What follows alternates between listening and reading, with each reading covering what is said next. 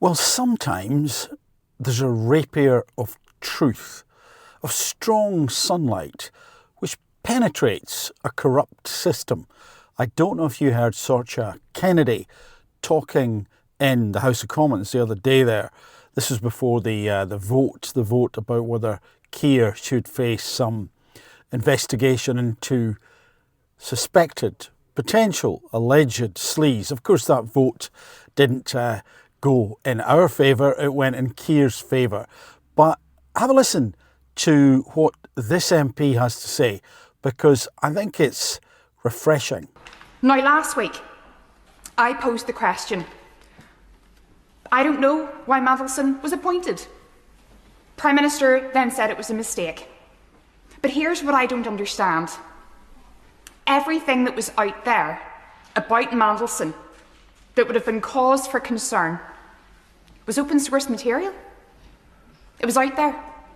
Peter Mandelson wouldn't have survived the vetting for a kids' football club. And rightly so.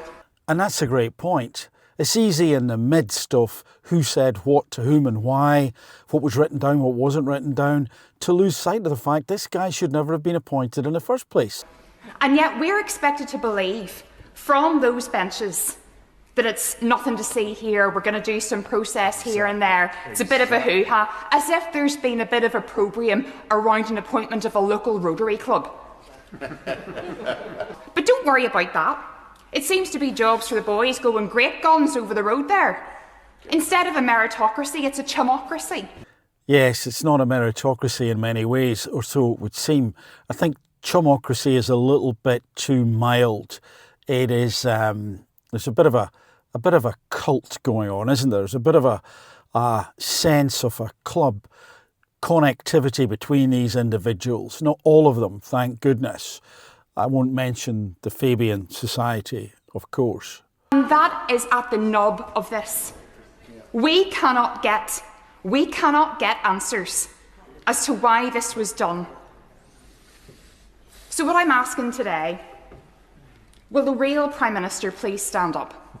That's a very good request, but I doubt the real Prime Minister could stand up, because I don't think the Prime Minister understands who he is at all. This is Sorcha again, this time on a podcast, Politics Joe, saying a few things that I think many of us would agree with and have said over the last year, coming on to 24 on that first King's speech. The Prime Minister then said that he wanted this to be about a government of service.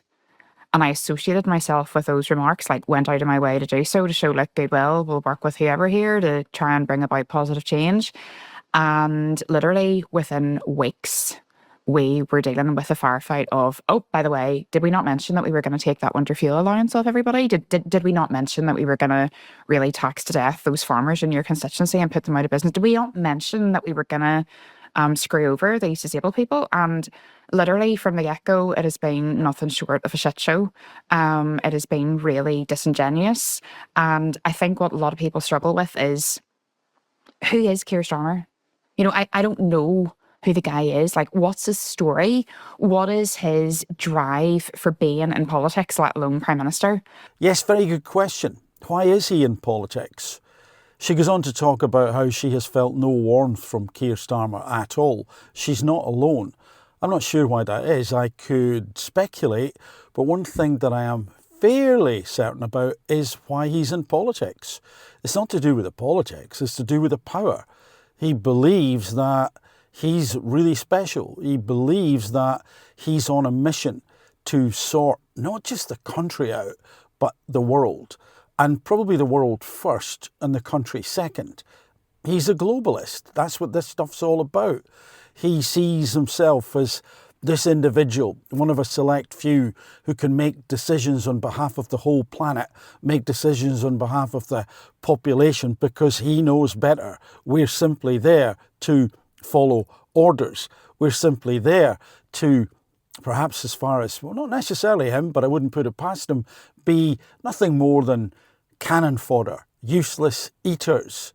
This is somebody who would take any route to power. It's why he flip-flops around.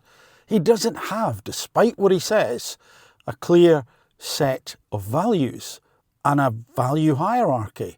They move, they change. He will adopt one approach one day and another the next day. He is the so-called populist that he despises, although, as I've said before, he's really a demagogue, and that's what he meant when he talked about a populist. And we have, you know, the pot calling the kettle black. That's what this is about. That's why there's no warmth, because Keir has been called someone who's ruthless, who will just focus on getting the job done, who won't give up. A little bit like the Terminator, but the Starminator. Oh gosh, in this case.